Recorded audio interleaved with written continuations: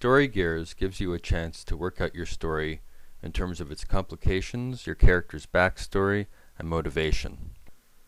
In the complications section, you get a chance to work out any twists or obstacles that are going to make a difference in your story. In the case of Thelma and Louise, for example, one twist is the fact that Louise brings a gun on her vacation with her. Another is that the cop who's chasing them down is actually sympathetic to them. And a third is the fact that the hitchhiker that they pick up happens to be a bank robber and teaches Thelma everything he knows.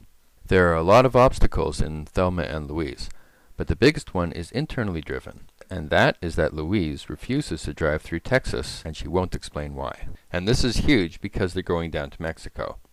Backstory has to do with what happened to your character in the past to make them behave as they do today. For instance, Batman saves innocent people. Why? Because he couldn't save his parents.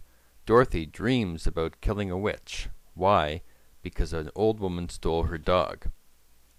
Batman wants to redeem himself by righting past wrongs. Dorothy wants revenge. Okay, The Wizard of Oz isn't completely a revenge story, but knowing the backstory does help explain some of the things she does.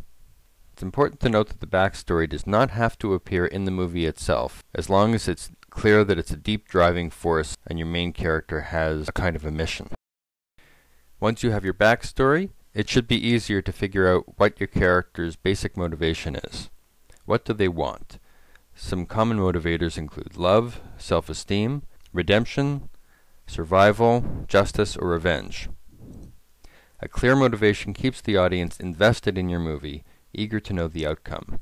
It helps you decide which plot events are right and which ones will leave you astray. Click on the button called Send Me My Story Gears to get a page that includes all the information you've written down, which you can then again copy and paste into your word processor for further development. In the next video, we'll talk about the IMLC character charts, which provide you with some tools to open up your characters.